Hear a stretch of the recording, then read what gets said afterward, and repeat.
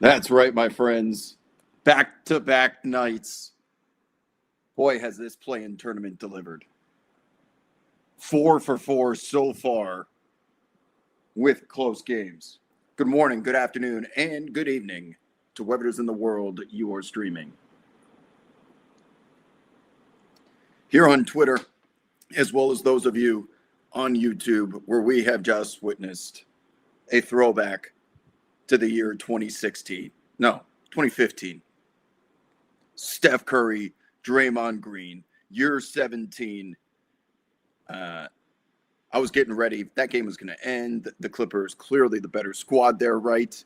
A banged up zombie Warriors squad spawns out of the depths of hell once again. What happened to that minutes restriction, by the way, for Steph Curry and Al Horford? Enough of fucking minutes restrictions already. Supposed to be on a 30-minute restriction. Steph blows right through it. Al Horford catching fire like he's on the Final Four national championship stage, being coached by Billy Donovan at the University of Florida. What a throwback game. And this was, in my opinion, the best regular season campaign of Kawhi Leonard's career. All things considered, the injuries, the churn, the roster turnover. Go look at some of these numbers. Go look at some of these performances. The Clippers had no business through all they went through, plus the extremely slow start to the 25-26 campaign that had them in dead last. Dead last. Oh, my God. Do we have a Chris Paul? No way. Ain't no way Chris Paul just tweeted that. Okay, I'm sorry. It wasn't a... Can someone confirm that this is real? Can someone go, because I'm using all my devices right now. Did CP3 actually... Okay, I'm going to have to load it, people. So he just tweeted or posted to Instagram, I think. Let's see if it is not real. Oh, it is. Wow, it is real. Okay. So this.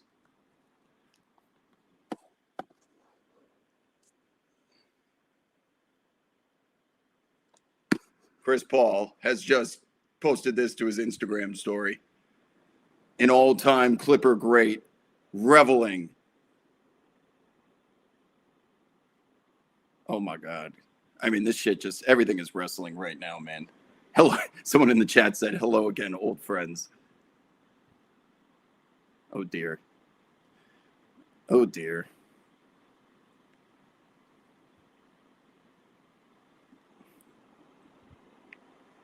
All right, I'm back up in here. Wow. Yeah, seriously, what a throwback to 2026. I can't speak English. What a throwback to 2016. In the version of the Golden State Warriors that we just saw, plus a true NBA Twitter meme from the days of them subtweeting each other on Instagram. Chris Paul has just posted, I'm showing up to want to be the biggest hater at his funeral. I got to get dressed up meme. Something from last decade. All right. Sorry. So this show, for those of you that are relatively new to the program, this show was one of the flagship shows of Worldwide Wob's story back when Periscope debuted around that same time, 2016. We were doing a lot of just spontaneous late night programming following the final buzzer of a big game on the West Coast. It's 10:08 p.m. Pacific time, 1:08 on the East Coast. I don't come in here with a game plan. I've got a couple of stats written down and the ability to show a few highlights, but for the most part, this is just going to be an open mic and me improving on stage. Yes, Chase, the seeds of pettiness were planted long ago. And the way that Chris Paul and his career ended with the Clippers, which feels like an eternity ago, this is quite petty. That is as petty as it gets for someone that has been just sitting around rooting against the franchise, honestly, other than the New Orleans Hornets, that you thought when Chris Paul was going to go into the Hall of Fame, it would be as a Los Angeles Clipper, considering all he accomplished with Lob City. I mean, it is Chris Paul. He did end up making the finals with the Phoenix Suns, but you would think the Clippers, if that relationship didn't go to complete shit, that was going to be the team that he said really propelled his career to that Hall of Fame stature. But man, I'm going to shut the hell up about anyone not named Steph Curry and Draymond Green, because I know that's why people are here. Once again, this was statistically, the eye test, analytically, as well as some of those fourth quarters, the best regular season campaign of Kawhi Leonard's career. And if it wasn't for some little end of garbage, practically garbage time layup at the end of the fourth quarter, I just watched Draymond Green completely erase him, both literally and figuratively, from this game. How many times did Kawhi get fleeced by Draymond? Straight cookies that led to either a Warriors foul at the other end, a bucket of some kind, secondary transition, or fast break. Kawhi Leonard couldn't get an open look at the rim.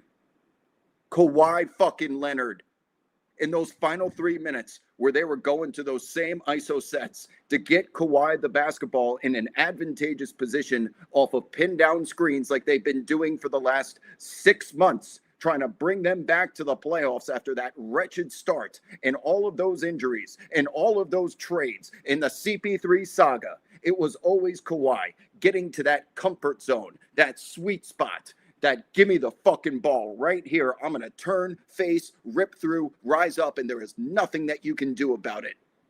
He had made a mockery of every defender for the most part this season, at least in those spots. And what Draymond just did to him eliminated him from the equation completely. He couldn't even get into the shooting motion. He barely could receive the basketball. And any time that he put it on the floor, he got so locked up that he was the one trying to pass his teammates a grenade.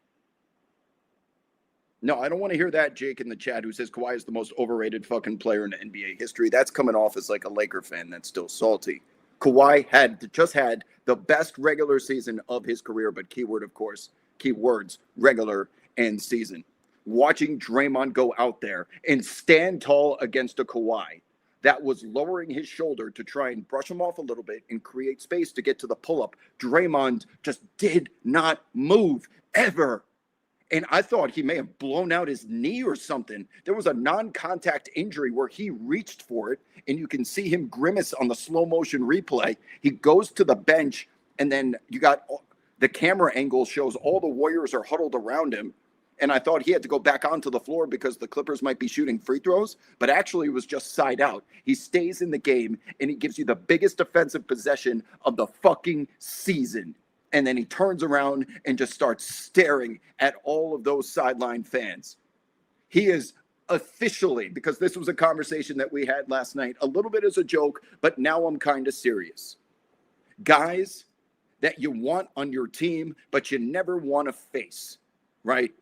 I was asked about who's the Mount Rushmore, and was Dylan Brooks on that list? And I said, I'm not ready to do that because Draymond is about to be stamped and fortified if he is able to get through the play-in tournament somehow, some way. So you've got Bill Laimbeer, you've got Dennis Rodman, you've got Draymond Green. And of course, there's a couple more in there. We don't need to turn the full show into this, but he is stamped and written in blood. That is an all-time great defender with an all-time great performance with 6 figures of miles on the odometer. A true, yes, MCC, that is a true foxhole guy in Draymond Green. You do not want to see him in those trenches with bayonets fixed. But if he's wearing the same uniform as you, man, he does the dirty work. He's got a bad reputation. He got a technical foul tonight. He is accused of dirty play, unethical play, but let that be a testament to some of those names that I just mentioned. And on that Mount Rushmore, we were debating, is it Dylan Brooks? Is it Charles Oakley? Is it Bruce Bowen? You know, there's all these dudes that you can select to round out the top 4 of all time. But Draymond's got to be on there. And you have to have a guy like that, Laimbeer, Rodman, and Draymond, that is willing to do all of that dirty work, to be the shield against the arrows, trying to take down the great Steph Curry in year 17. And Draymond just put on an expose of what it takes to get the job done when you don't have the talent, the depth, the athleticism that you did trying to build a dynasty a decade ago. This Warriors team all season long was fucking terrible. Terrible. But when this shit matters the most and you got Steph Curry on your team, not that we needed any convincing or additional proof, especially after the golden dagger against Team France. But you know, the moment he checks into that game, you've got Benedict Mathurin and Chris Dunn practically forming a ring of fire around the guy, and they still couldn't prevent him from getting up three-pointers because Draymond is setting those screens that you are allowed to get away with in the playoffs. You are allowed to get away with some moving screens, some grabbing. The physicality enforcement is a lot more hands-off. They are not micromanaging the rule book, and that allows someone like Draymond to sink his claws into you, pun intended, Kawhi Leonard, because how are you supposed to explain what Kawhi did this regular season as we approach the playoffs, and he's not even fucking in it? A guy that is a multiple-time champion, could have been if he stayed healthy, regular season MVP, finals MVP.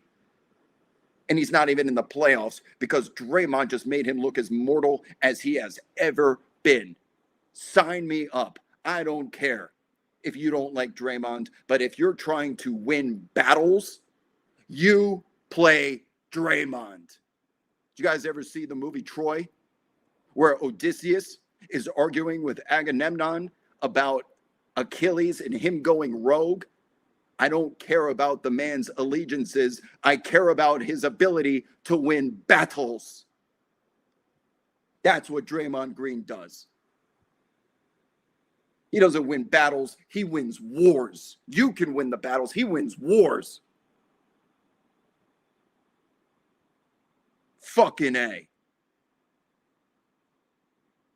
I'd be beating my chest. And he's headed straight to a microphone to get on that podcast and talk about what he did tonight. And you know what I'm about to do? I'm about to subscribe to the Draymond Green show. People, he's earned it. I don't even like his podcast.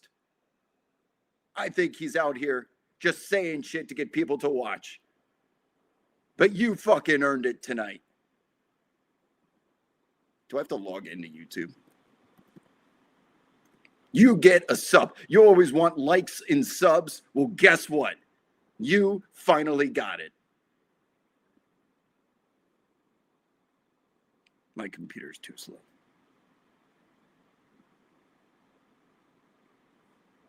I'm not even logged in. This is going to take forever. Just take my word for it, Draymond. You're getting a sub out of me tonight. And in case you missed it. You search Draymond. Maybe we'll get a replay of the rip right here.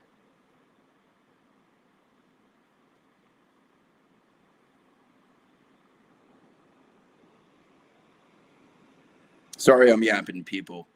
But, and that hug, by the way, that we saw from these two at the very end, that Curry knows, man, we have been through everything together. Look at this shit, man. Anticipation to the cross, clean strip, the wherewithal of seeing Pod streaking down the floor and knowing he's got to get rid of it. And oh, by the way, he was denying the inbounds there and making Kawhi's life a living hell, knowing that he's got some urgency, rips him clean, and then they end up getting a foul down here at the other end. And look at the gravity of Steph, by the way, drawing 3 defenders at all times, even if he doesn't have the basketball in his hands. This Warriors team is depleted of talent that is able to supplement Stephen Curry's creativity. It's a whole bunch of dudes that stand around and watch. The whole world knows what the Warriors are running, and you still can't stop it anyway.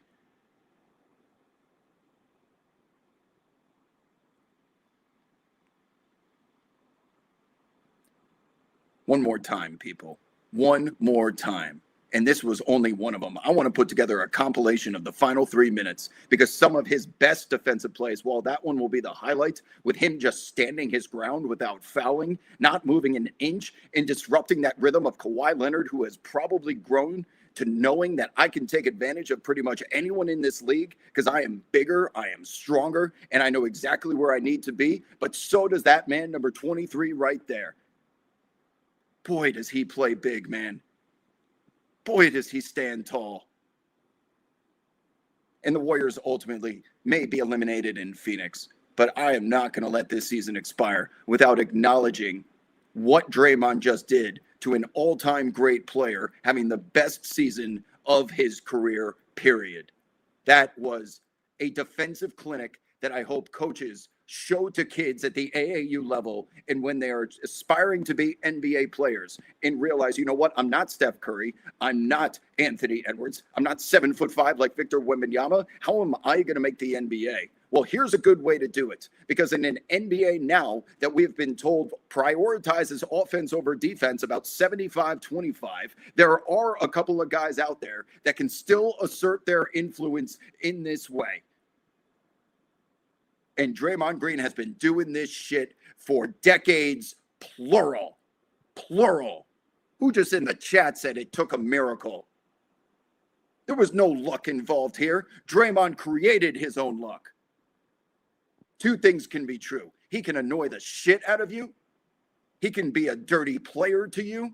But you can't sit here tonight and say that he is not one of the most important players, or at least role players of this generation, considering what the Warriors have accomplished and the defense that is necessary from him, as all of those other stars that have played for this franchise for the past decade and a half have always known there is one constant in addition to Steph Curry, and it's this man being the captain of the defense.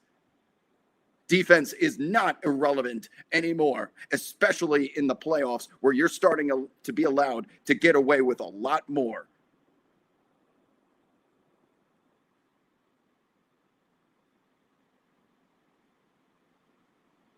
Sorry, I'm yapping, chat.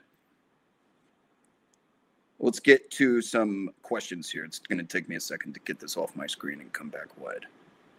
Okay.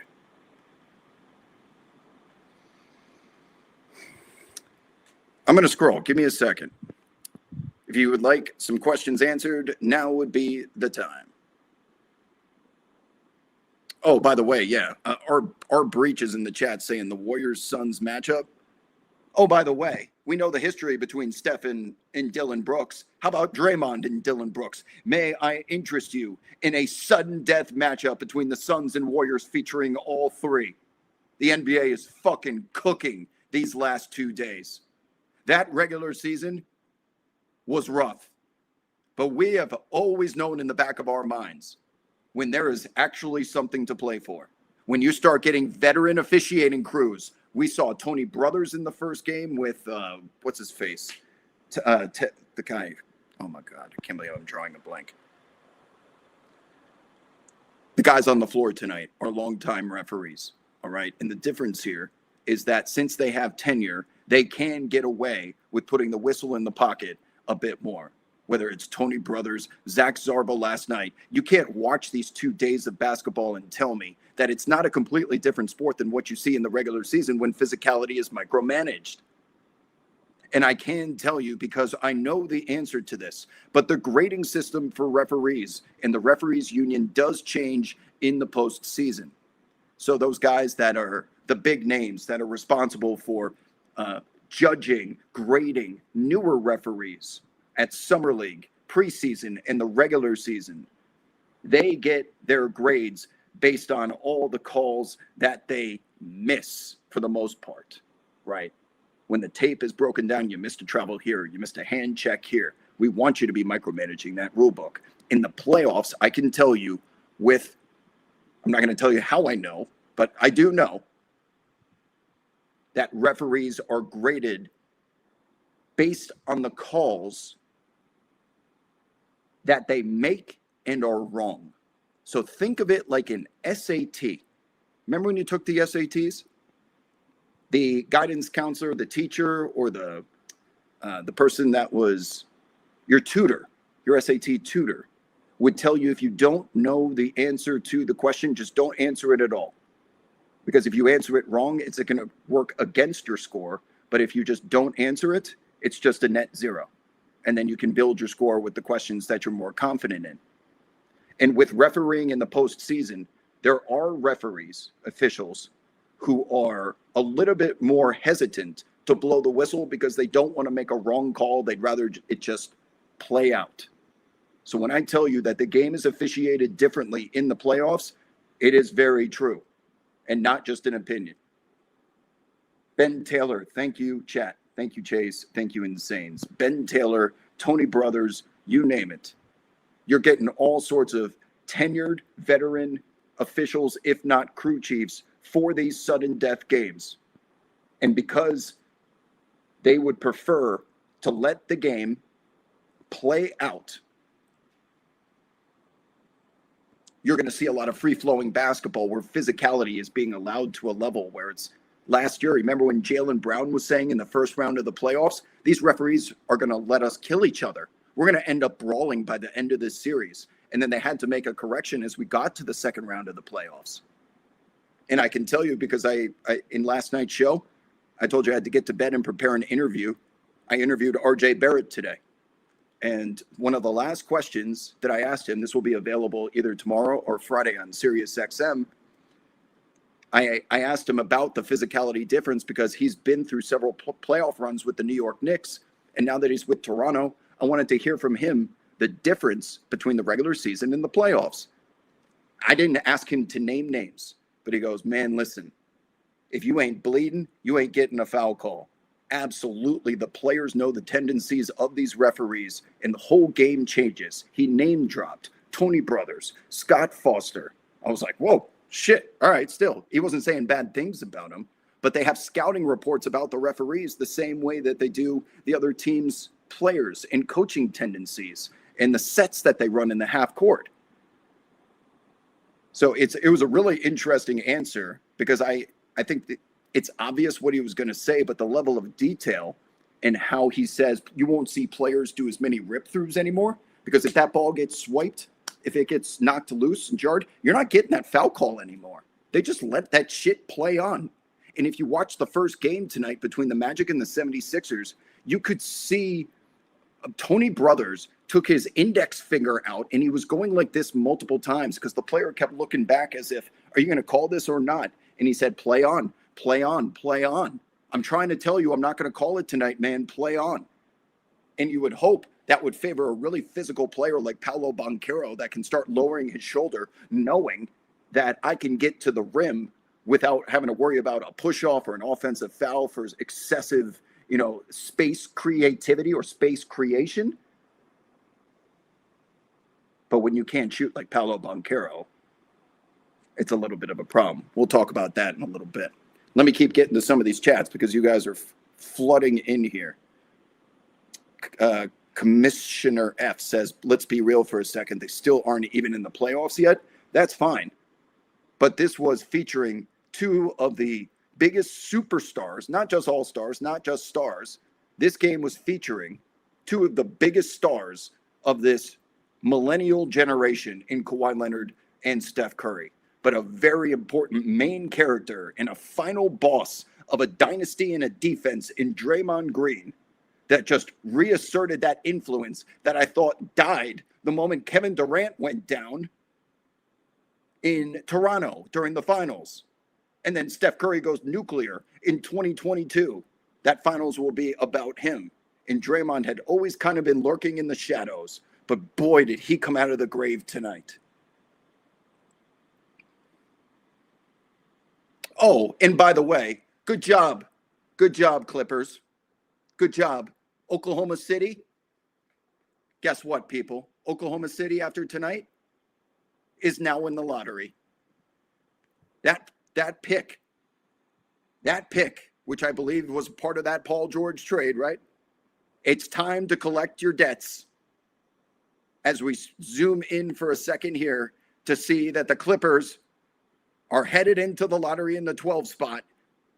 And that pick is going to Oklahoma City, where the Thunder now will likely have a 1.5% chance of the top overall pick, which I think is more than what Dallas had last year, getting Cooper Flagg. 7.1% of Oklahoma City adding Caleb Wilson, Cam Boozer, AJ Debonsa or Darren Peterson is potentially going to Oklahoma City.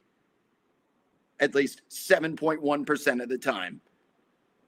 This is the most Clippers way to end a season. Tumultuous with the Chris Paul saga. James Harden getting traded to Cleveland. You get back an incredible piece, by the way, in Darius Garland, that despite the 5 fouls tonight, was out there hooping, doing his thing, and he looks like a nice piece for them moving forward. And he's young, and he's got some longevity in this league. They bring in Benedict Mathurin in the Zubac trade, who has probably been their most important secondary scorer, at least their microwave scorer, to supplement Kawhi. And if I scroll up here and I hover over the lock next to the Indiana name, you will see that the Pacers pick is protected 1 through 4, which means it's not protected 5 through 9, because that pick would go to the LA Clippers if it were to fall in between these protections on the screen right here. And you already know that the Clippers are gonna Clipper, and they're not only going to give their pick to Oklahoma City and let the rich get richer, but you know there's no fucking way that the Pacers are dropping all the way down to 5 or 6. They would need to be leaped by a couple of teams if they don't get the number 1 pick themselves.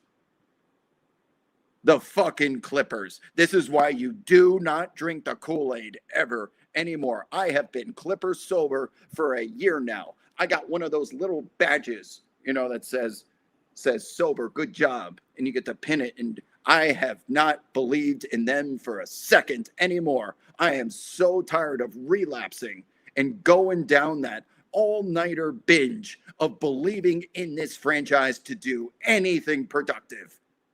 You are done, cooked, and you're not getting that pick.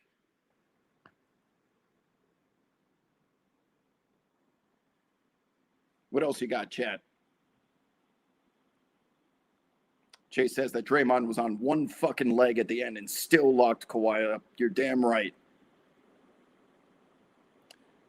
Real PD Gaming says, not that we needed the proof, but I believe that even with the KD injury in 2019, had they just had Clay, they beat the Raptors. Are you going through it right now or something? That's a random fact. A random statement. CN Wells says we're even getting clowned by Chris Paul. Kawhi got clamped. OKC gets the draft pick. It's all just pain and always will be. Man, become Clippers sober. Hashtag Clippers sober. Someone start it. I will even host the AA equivalent meetings, but for Clippers basketball. I will sit here and tell you about how all the times I have been damaged and my reputation has suffered, and I've had to call the people closest to me and apologize because I recommended to them that the Clippers are going to win and they trusted me. I will lead this community. Clippers sober in the chat. Hashtag Clippers sober. All of you better be Clippers sober after this shit tonight.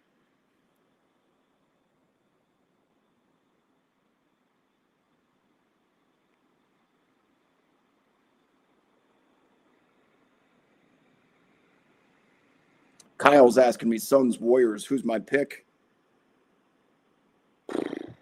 After what we just saw, how the fuck am I going to bet against the Warriors? They have Steph Curry on their team. The Suns have been home now for a week. They're going to have their second chance at it. Had themselves one hell of a season. They are overachieving. And I still can't trust them as far as I throw them if Draymond and Steph are on the floor. Thank you, chat. Clipper sober. If you're a Clipper sober, please let us know in the chat, and I'll come back and check the comments at a later time to form our little private group. King Cass says, thanks for doing these, Wob. So much fun. I love it. Good to be back. Late night with Wob, old school edition, where I sit in front of a camera from 2015. The audio sounds like I'm in a fish tank. I'm sitting here in the darkness waiting for the sun to come up. Daffy Duck, Donald Duck. I don't give a fuck. Clippers sober. Shout out to Shep. Helwig says that Draymond's early tech turned around the game too.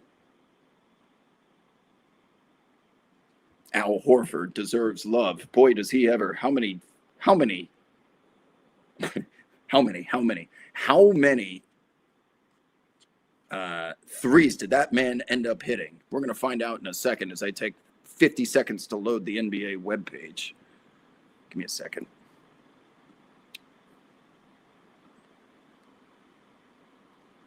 Oh, this is just going to take forever. So I'll keep scrolling. For those of you that don't know, that don't watch my police chases, I'm on a Apple MacBook Pro from the year 2019, and it is struggling when I go live. But it's okay because the stream is still kind of working. So if it glitches, you know why. More chats. Jesus, I got 50 more of these to get through. There's 8,000 of you in here.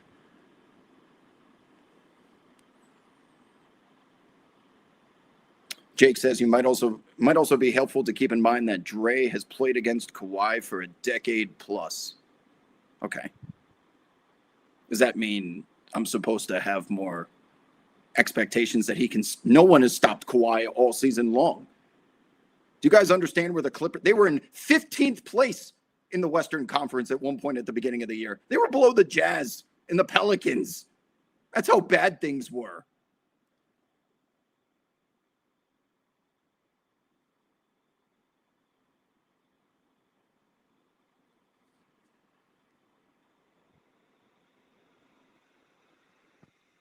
Hendo says Draymond was great on defense in the Rocket series last year, too. When is he not? Okay, I finally got this shit up. I'm still, every time I click, it takes like 15 seconds to load. Europe in the chat says James Harden saw the future. Well, if that was the case, he wouldn't be James Harden, or the James Harden that we all know. All right, I finally got it up here. Pause.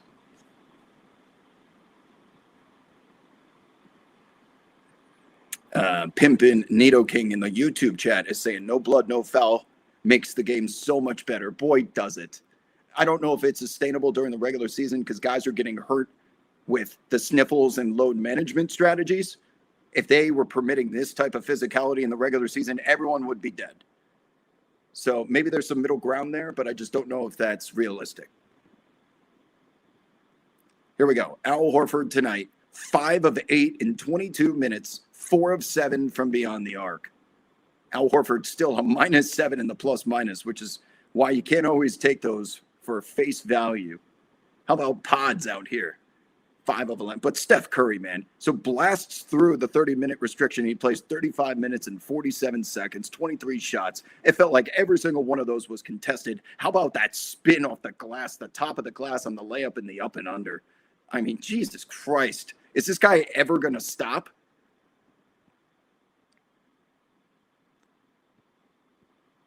Usage percentages over here on the right. It's going to be a little difficult to see, so I'll read them out loud. But Steph Curry, you can see 32.9 over here. I'll highlight it, right?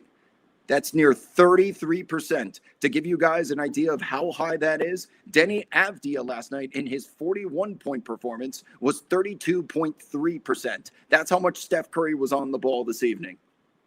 I mean, 33% means 1 out of every 3 possessions are ending with Steph Curry essentially being the cause of the score, one way or another.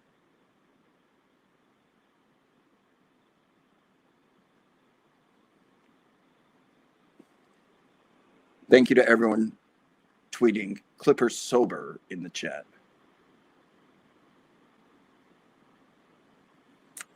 Okay, let me keep going here. Oh, great point. PV Lope in the chat said if the Warriors make the playoffs, the Thunder actually go up to the 11th pick. Oh, you're right. Look at this shit right here. Golden State 11. If they were to win this game against Phoenix, that means OKC's percentages are going to go from 1.5 to 2 to get the number 1 overall pick. And their top 4 percentage goes from 7.1 to 9.4. That sure would be nice for you guys to see, but my fat ass head is in the way. So hold on. There you go.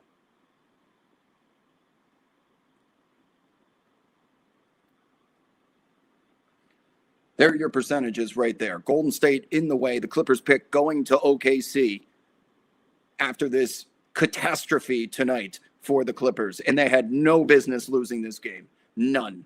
Not with this depleted Warriors team that is sending out the walking wounded with Guy Santos. Draymond's banged up. Porzingis can barely stay on the floor for 20 to 25 minutes because of his illness. Al Horford on a minutes restriction. Steph Curry on a minutes restriction. But boy, did I tell you guys in the playoff preview show in the first late night with Wob that we did, do not underestimate that the final game of the season was played between the Clippers and the Warriors at the Intuit Dome.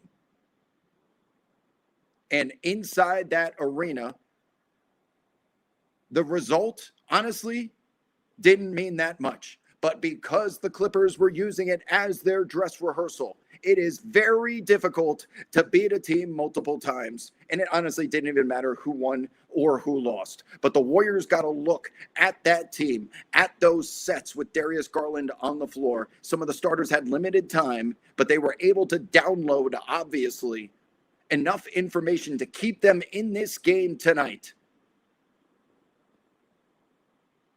In addition to that, the regular season ended on Sunday. Most teams get on a plane to either head home because their season's over. They head home because they're about to host a first-round playoff series. They head to another city to play in that series, or they go to the play-in tournament. But the Warriors got to stay in the hotel with an extra day of rest, no travel and practice. And I do not find that to be a coincidence that a team that is suffering from fatigue and injury and rehabilitation, like Steph Curry missing 27 games, is able to just come out there and give us a 35-plus minute performance with 33% usage.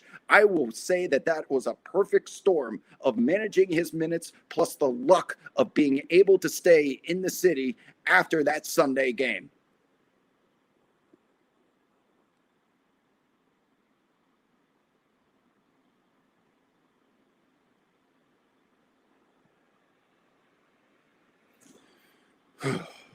Sorry, I'm so ranty, yappy tonight. But it's one of those performances, man. And I honestly don't even care that the Clippers, they lost their, what's his face, the Niederhauser. Is that his name? Fucking A, my brain is mush. They lost a young prospect. They traded James Harden. They still got Mathurin back. They traded away Zubats.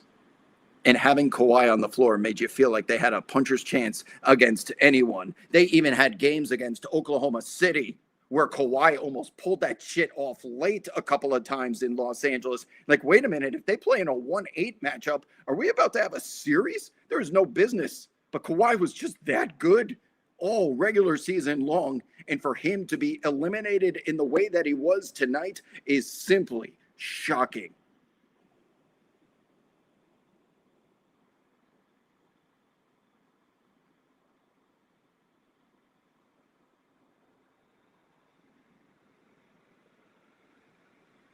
Just when you thought last year's Game 7 beatdown was bad, how about a 13-point comeback? Tonight in the fourth for the Warriors against the Clippers. Hashtag Clippers sober. How many Game 7s of James Harden defecating on the floor did you need to see? How many way-offs from Paul George did you need to see? How many regular seasons where Kawhi Leonard and Paul George said, you get to play tonight, I'm going to play tomorrow. We're going to be late to the team playing and piss everyone off. And then we'll figure out the chemistry right before the playoffs start. How many times do you need to see that shit happen before they ultimately flame out? Then they finally make the Western Conference Finals because they tank in the final week of the season with what's-his-face Helwick, Ataru out there getting 30% plus usage in that final week so that they could lose games and end up on the proper side of the bracket. Congratulations, you did it. And then you lose Kawhi for the Western Conference Finals, and then you fall short yet again. Something always happens. Doc Rivers in 3-1 leads. Lob City, you name it. It's the fucking Clippers. Enough is enough. Stop wasting your time. How many times do you have to touch the stove to realize it's hot? How many burns do you have to suffer before you realize that shit is hot? Fucking Clippers.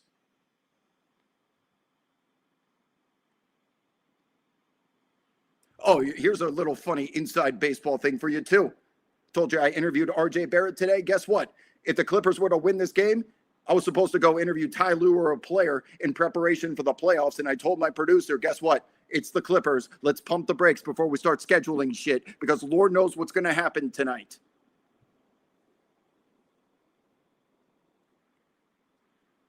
More questions, please. I'm done yapping. Clippers sober. Oh, you think the season's over for the Clippers? I'm sorry. You know what? You're right, Clippers fans. We still have an investigation to learn about. Fucking Clippers.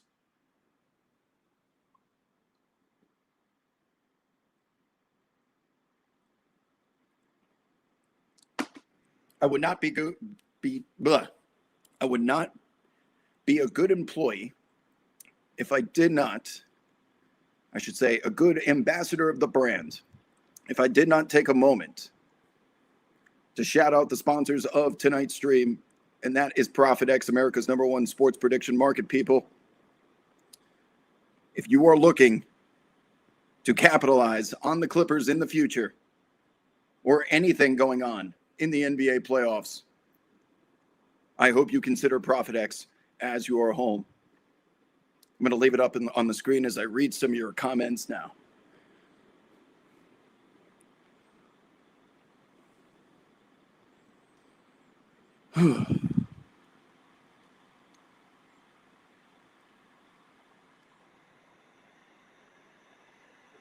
Europe says, weirdly enough, I feel like the result of this game will affect the result of the investigation. In what way? Positive or negative? I mean, you know they're going to drop that shit on a random ass Friday night in the middle of August.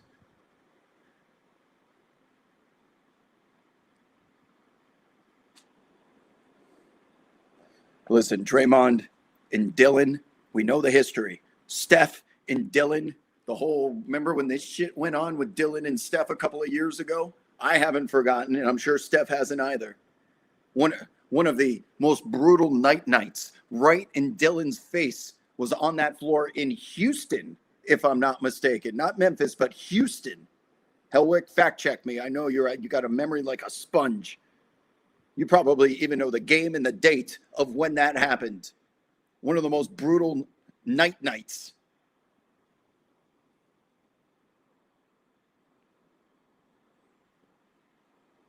Was it last season?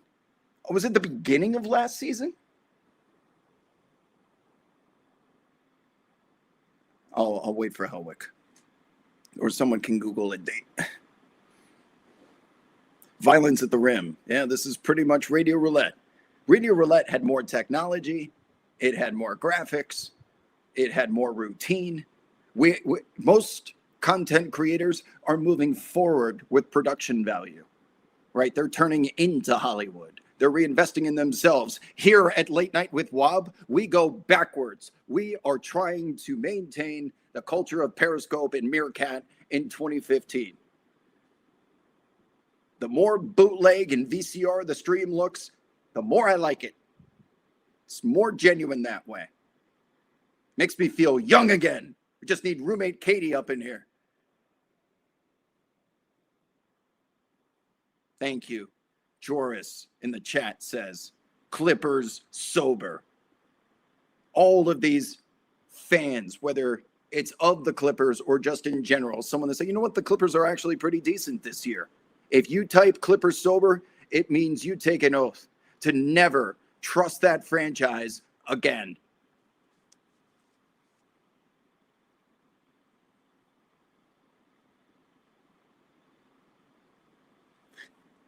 Real PD Gaming in the chat says, not only that, but Draymond was the one who said the dynasty starts after you.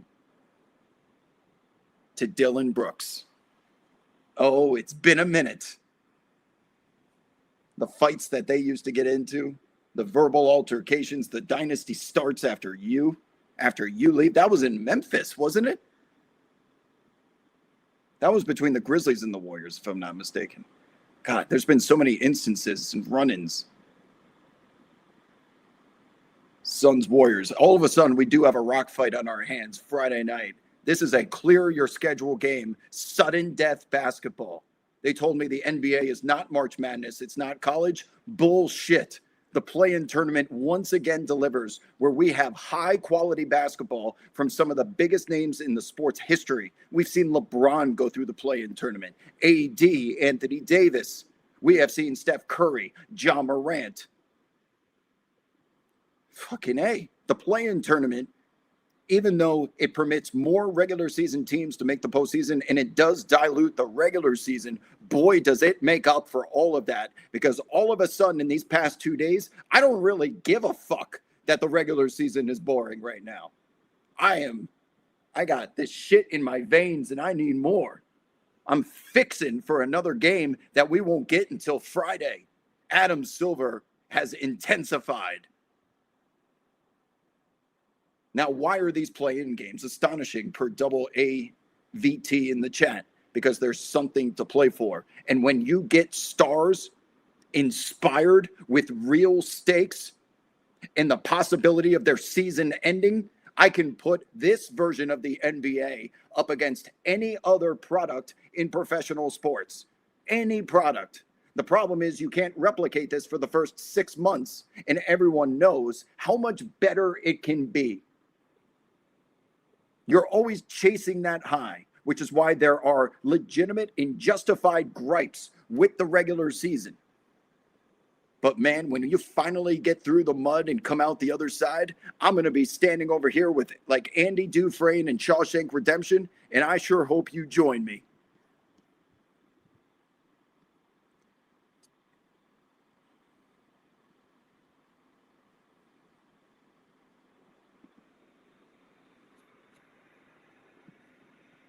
Draymond.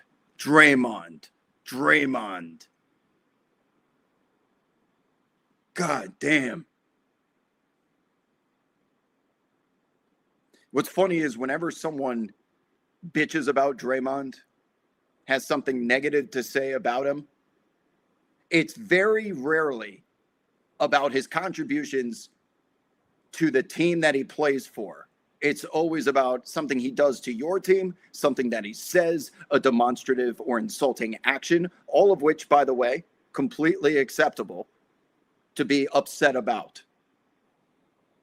But if you are building a team and you want to win a championship, you want your franchise cornerstone, you want a generational talent, someone unprecedented and unique, like a Victor Wembanyama, a Steph Curry who breaks the game and changes the rules, LeBron James, one of the original point forwards that has the longevity of Wolverine and adamantium running through his blood. But for every single one of those stars, you need a Draymond to do the dirty work to complement all that they do on one end. You have to have a guy like that. How many times does he himself have to prove that to you? So come at Draymond for the bullshit that he does, but don't come at him for not being an influential basketball player. That makes contributions vital. Vital. Do you understand what vital means? You die if you don't get it. Vital to championship runs.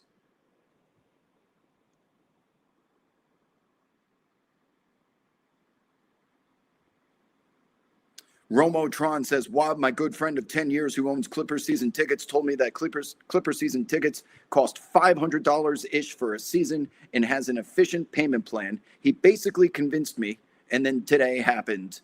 Yeah, I'm good. Chat, please, hashtag Clippers sober for Romotron, who's going through it right now. Please help him join our Clippers AA of Clippers sober. Don says, check out what Kawhi just said about Draymond. I'm kind of in the middle of doing a show right now. It would be nice if you could summarize it and put it into the chat. He did punch the lights out of Jordan Poole. Correct, he did. But was he wrong? Some people's minds, especially those that know why he did it. Like, oh, well, that makes some sense.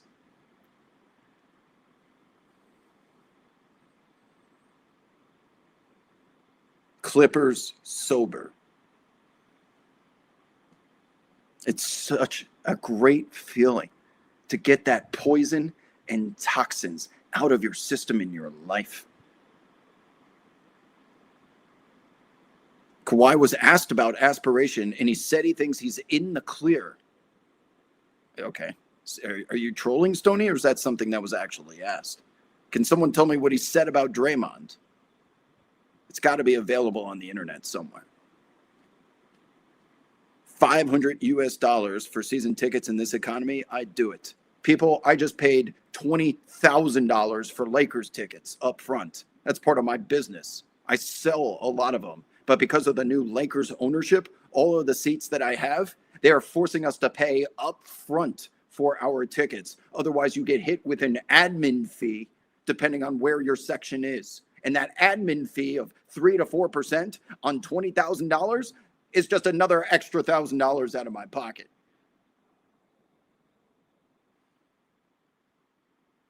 What's up, Lee? Welcome back.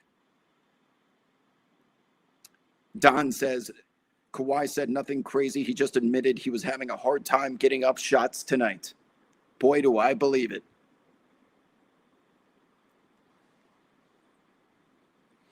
WD Snyder says business expenses. Nice, at least. You know what the best part about paying for those Lakers tickets is? I get to put it on my Capital One card. And this isn't even an ad, by the way. Capital One, fucking incredible for miles. 2x back. So that's like 40,000 miles. And they are connected to every single airline partner. You get like 10x back, 5x back on travel. I'm going on vacation.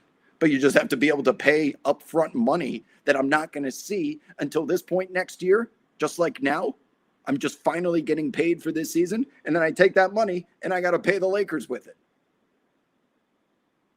Not the Venture X, just the Venture. The Venture X does look like a good card, though. And it does get you into lounges. Tommy says, I would pay $20,000 for Knicks season tickets, but they're not even available. Yeah. Yeah, no. And they're the most expensive ticket in the league by far. The Lakers are third. I'm not even complaining. Knicks and Warriors tickets, significantly more expensive.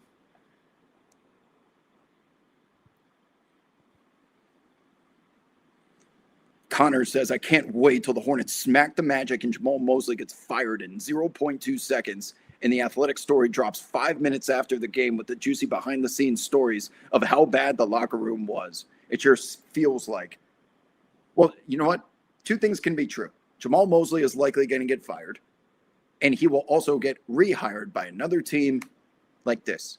He is a good head coach, but there's something clearly going on with either Paolo, Franz, Desmond Bane, lack of chemistry. Sometimes it's pretty noticeable. We started to see it with Taylor Jenkins at the end of his Memphis Grizzlies tenure with the John Morant chemistry and connection. Despite their history, something tells me that seat is just too hot to sit on.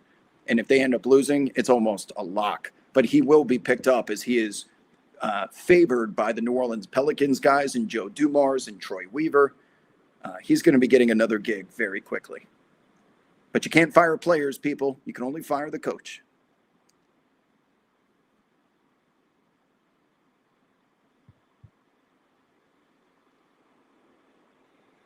Lit said, basically, Kawhi said that Draymond's defense was the key to victory, and the overall defense of the Warriors in the fourth was good. And that's as much of an answer as you're going to get out of Kawhi. Pimpin' No King, I'm in the YouTube chat now. If you guys have questions over here, I'm reading these too. Says, I don't respect Draymond as a person, but the guy wins. I think his career would have gone differently if not for Steph and Clay. But the reality is an all-time versatile defender and competitor. Well said. Also, Andrew Laws is saying Draymond, way better basketball player than person. I don't know him personally. He's been respectful to me every single time I've interviewed him, so I can't make a judgment of his character. And we sure saw today, hey, man, you better have facts if you're going to be calling people clowns and such, because it's not really a good look if you don't know the actual person saying that stuff on major platforms. But as far as I know, in my brief experience with him, Uh, and you know what? There was another chat here in the YouTube side, Miles Kelly. Without even knowing I was about to talk about that, do I think the LaMelo talk today went too far? I do. And I would consider Nick Wright to be one of my closest friends in the industry. And I would tell him to his face that I don't think you can go as far to say something like that. And he's a super sharp guy that is very cognizant of how saying things like that can do damage, and not at the expense of drawing viewership and clicks. He knows that it's not usually worth it. There is diminishing returns. And because he is so authentic in his words, people now actually, believe and trust and really enjoy what he has to say, because his show has a lot of fans. And when you say something like, the guy's a clown, you can say worse things about somebody, for sure. But you're making an assessment about someone that I imagine you've never met in person before. And to say that publicly, I think does cross the line just a little bit. Now, he can certainly apologize or follow up, maybe with justification as to why he's a clown, with information that we're not privy to. But yeah, I would be more than willing to tell that to his face. And it's not the first time someone on that channel has stepped out of bounds, but that's the type of content they go for. I would be willing to say that if I actually knew the person and truly thought they were a clown, and then also understanding the repercussions. If I say this publicly, it can come back to me in one form or another. Like, that's a multi-step process. To just say it, trying to make a point, and speaking into an echo chamber can be received poorly, and I think will have those same diminishing returns in the long run, because now people won't forget that you're the guy that stepped OB on this. That's all. But no, you know what? Like, people are going to call Nick Wright a clown. They're going to call him a clown, and he's more than willing to deal with it, I think, because that is his personality. But not everyone has iron in their blood the same way that he does. He's used to getting yelled at by thousands of people every single day. Some people, other people, are a little bit, have thinner skin, I should say. That's all. But yeah, that's it. I think everyone will get past that. But to answer your question, I do think it was a little out of bounds, and it doesn't change my opinion of Nick at all.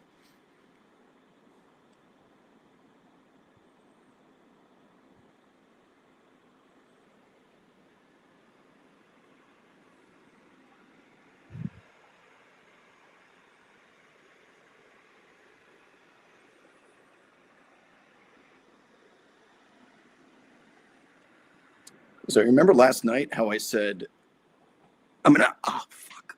Oh, I have to lean over here. I can't sit on this bar stool that I'm leaning on because there's a hole in my boxers and you guys would see my nuts and everything else. So this is as far as I can go.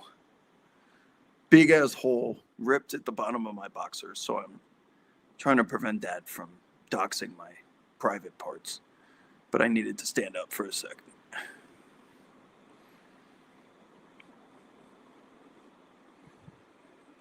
Any other questions in the chat?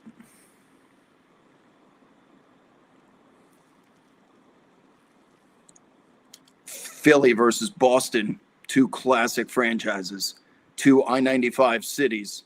I think Boston wins the series, but the NBA is going to enjoy major markets tuning into that one. And if Philly can somehow, what's up with Embiid? Like, I know he just went through surgery and stuff, but has anyone heard anything about him? A timetable of any kind? Even JJ Redick, he's going to be out indefinitely.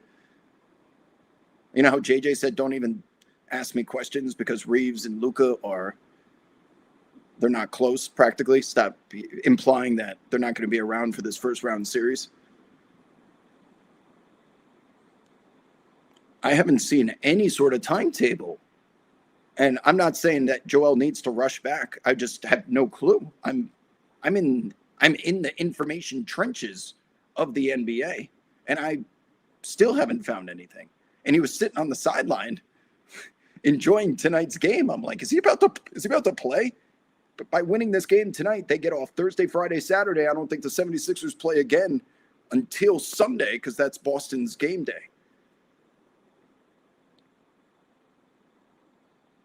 Yeah. Miles in the chat is just following up on Nick and LaMelo Ball. And he said, same. I think that Nick was just feeling himself a little bit too much today. And, of course, what LaMelo Ball did in 2024 by grabbing Bam's leg in the same spot in the same way, now you can say there's a habit, there's multiple examples of it, and it wasn't just accidental. And you can run with this narrative, but just to call him like a clown, seems a little defamatory. Now, I don't want to sound like a hypocrite because I'm sure at some point in my career when I was pissed off or passionate about something, I too probably called somebody a clown. But this was more about his character. It was an attack on his character. I call people clowns by accident or in the heat of the moment because they do something stupid on a basketball court. I feel like that's different intention. It's just a release. It's not like I don't actually mean it. But that felt actually, today it felt different, that's all. Yeah, Pimpin says, I don't think you can play NBA basketball, especially at playoff intensity, a week or two after getting your appendix removed. I would assume so as well. And Maxey is so good. Oh, my God. Like, he is going to take over for Kyrie Irving as the guard that makes you just go, what the fuck? Every time he finishes at the rim. It's the explosion. It's the creativity. It's the skill. It's the spin off the glass. It's the violence of the finishes. It's the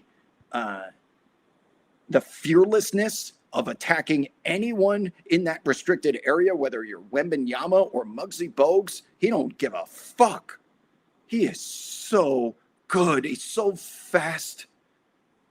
And he's got such a great attitude, too. It's contagious. You could see him in the huddle commanding as Nick Nurse was drawing up a play. Maxey is the process now.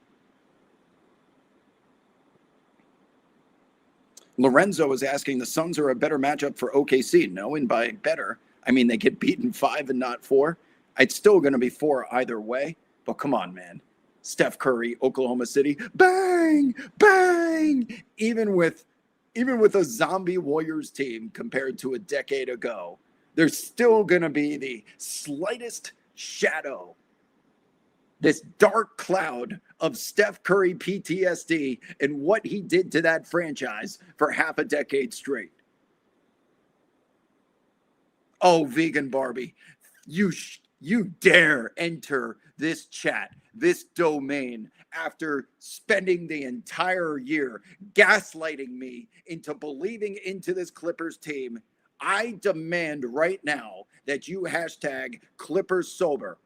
Say you are Clippers sober and you're done. I tried to warn you.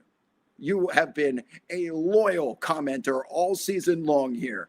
Clippers sober. I can't watch the people around me, the commenters that I care the most about, go down this dark path. Don't think, Vegan Barbie, that you can just sneak in here and comment on the other game tonight. Because what the Clippers just did is the equivalent of dropping your shorts and defecating on the logo.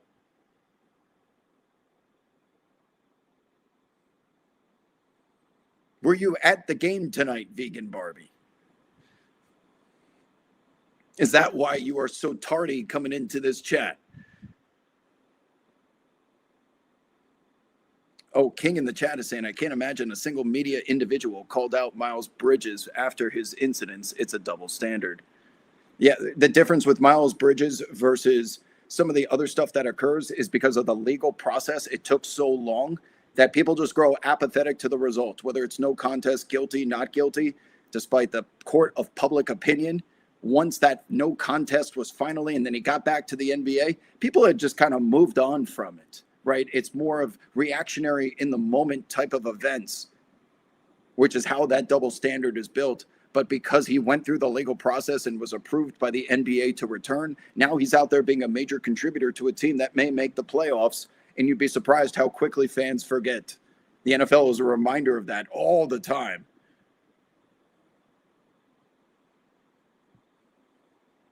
Lucaro is asking, is this the end of the Kawhi Clippers era? Let me take a moment to actually, I want to load their cap table. Cap.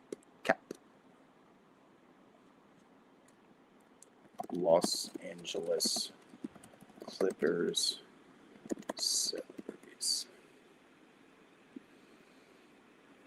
Vegan Barbie says, I'm tardy because I have been watching and my thoughts right now are laced with too much vitriol. I am too enlightened. Fair. You are also permitted to plead the fifth. You don't have to say anything, but no more Clippers talk, especially during the regular season. There is nothing that can happen at any point that will ever make me believe in this team again for as long as I live. Nothing.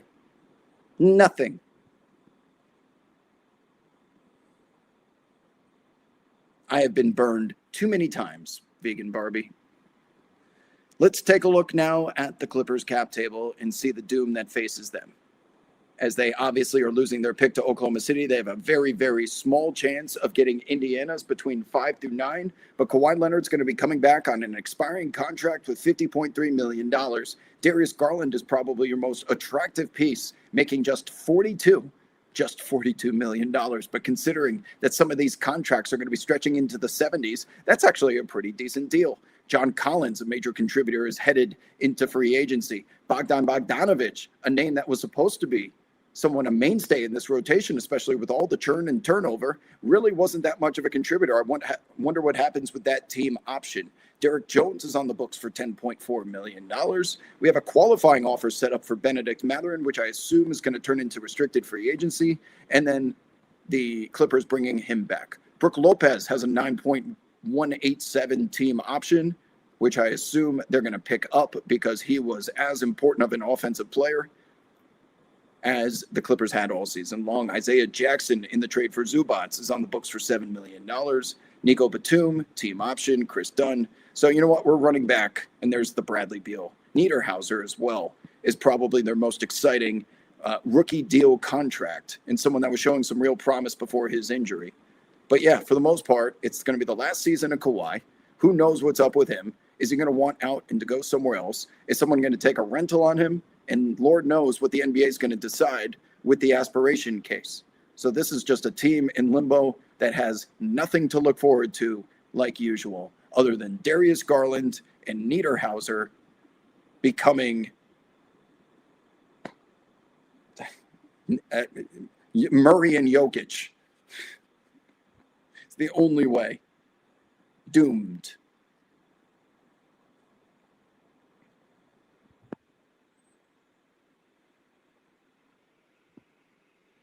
Tom's Willer's in the chat saying, that was my first NBA game ever. I take it I shouldn't start my Clippers fandom. Someone saved this. Are you a kid or a man? I can't tell based on your. Someone saved this person. Your first NBA game was a Clippers meltdown. I would say, Tom, that you shouldn't start with Clippers fandom, but you can be a fan of a player. You could be a fan of the NBA and then start gravitating towards a franchise. But please do not choose the Clippers. All this franchise will do is let you down.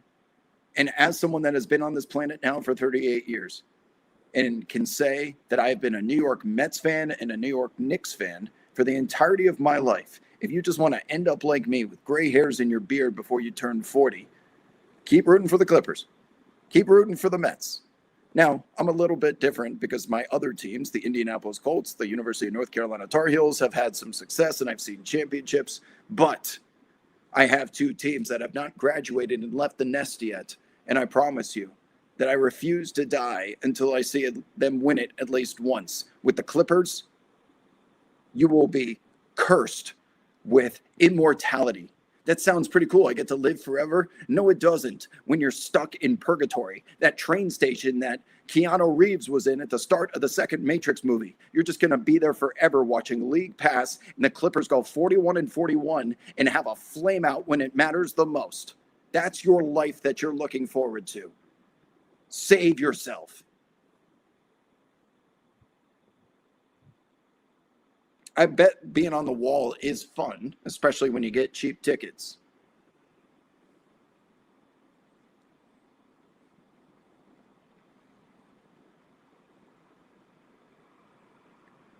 Roydon says, insert the interstellar meme here. Banging on the bookcase. Don't do it, Tom. You 30 years down the road is banging on that bookcase. Don't do it, Tom. Don't go to that Clippers game. Don't buy that jersey. Don't take that free shot from the wall.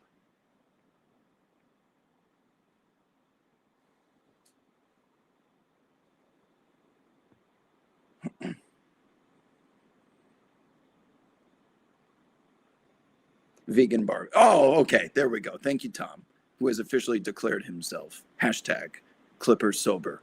All we need to do is get Vegan Barbie to join us. But she's stubborn. She's stubborn. She won't do it. She's faithful. Why is my video frozen? Can you guys at least hear me? Why is my video frozen? Well, my computer's melting down, but I think you can still hear me. Okay. Well, I don't know what to do. It's crapping out. Maybe it'll come back. Clip chip in 2027. Here we go. Vegan Barbie. Sorry, you need an intervention. Maybe the video will come back at some point. Maybe it won't. I don't know. Welcome to my life. As much as I tell you I want to keep the technology from 2015 going in these shows, this is part of it. Using technology from 2015. And shit just not working anymore.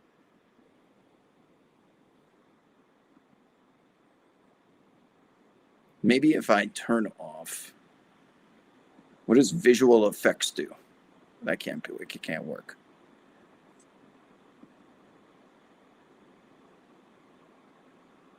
iPhone camera? Wait, maybe if I, hold on. Oh, it just like completely shut down.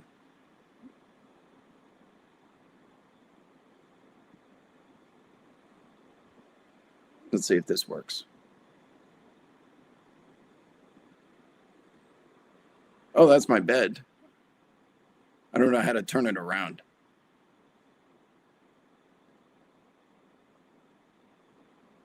Oh, I'm back. I might be back.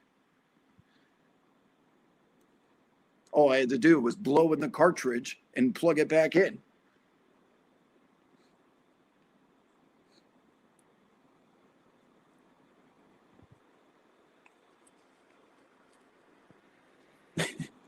Vegan Barbie's take was so bad it broke the camera. It's okay, we're back. I just needed to reset it. Noted for next time.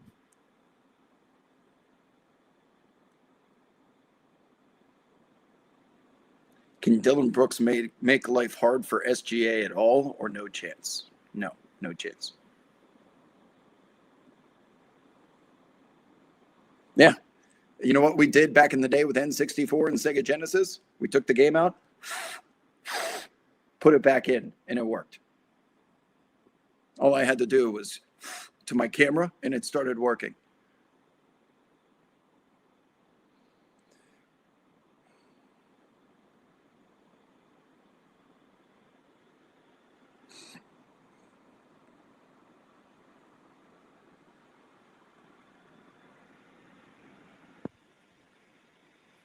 All right, people. Well, chat has slowed down a bit.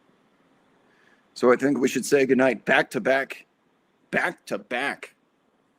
late nights with Wah, but those are games that were certainly worthy of it as Draymond Green stomps around like Godzilla -0 once again. Endo was asking me before I go, what do I think the chances are that was the last Steph Curry late game takeover at these stakes or higher? I will say not the last. I did get an exclusive interview with Steph Curry prior to the previous season, and my very first question coming off of the Golden Dagger was, you have accomplished everything. You are a scratch golfer.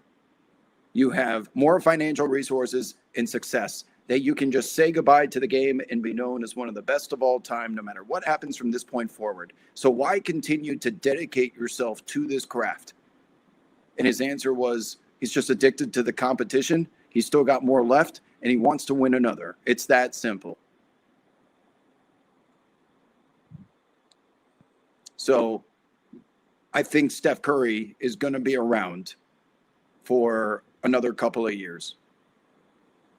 Why, after seeing shit like this tonight, how can you not think he is still one of the most impactful players in the world that causes a level of gravity that I could argue is unprecedented?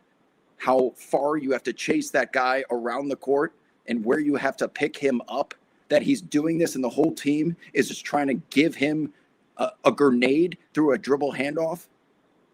And the whole defense knows it, and the whole other rest of the team won't shoot themselves unless it's Al Horford going back to 2005.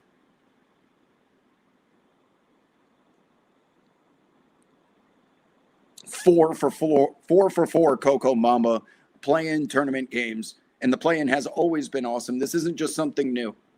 So yes, you can provide your constructive criticism. You can sling jokes and insults at the NBA for a lot of things in a majority of the regular season. Load management, tanking, you name it. But the play-in tournament has always provided a level of basketball which causes us to watch those shitty games originally. We're not doing that unless we want the context of those results and performances for when it matters the most. And boy, have we been paid off. DeBoss says, I haven't talked much about the Magic. Well, they don't deserve it. Paolo Banchero's jumper is broken, and they still have an opportunity to make the playoffs, but he cannot be trusted. He needs to get into a gym with a shot doctor to fix that thing, because guys are starting to go underneath the screens against him at will.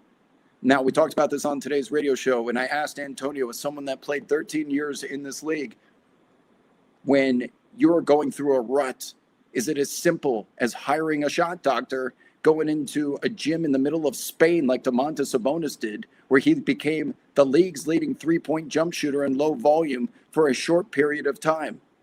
And it's not that simple, because sometimes it can be up here between the ears. We've seen it with the Ben Simmons of the world. We've seen it with DeAndre Jordan at the free throw line. Sometimes you need a sports psychiatrist and a shot doctor. So it's not just a simple fix through putting in work. And right now, it's getting to the point that no one is even respecting Paolo Banchero outside of the paint.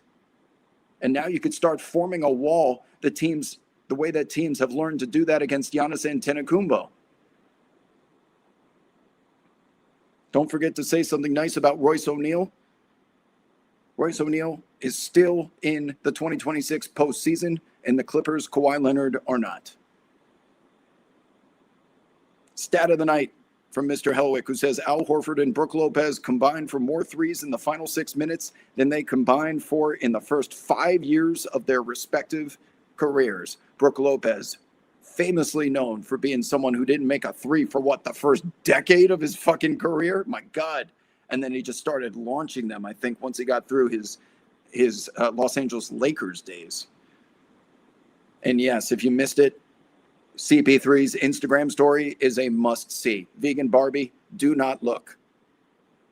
On that note, people, I am going to sign off for the night. It has been a pleasure. What a performance from Draymond Green to start. Steph Curry, of course, as always.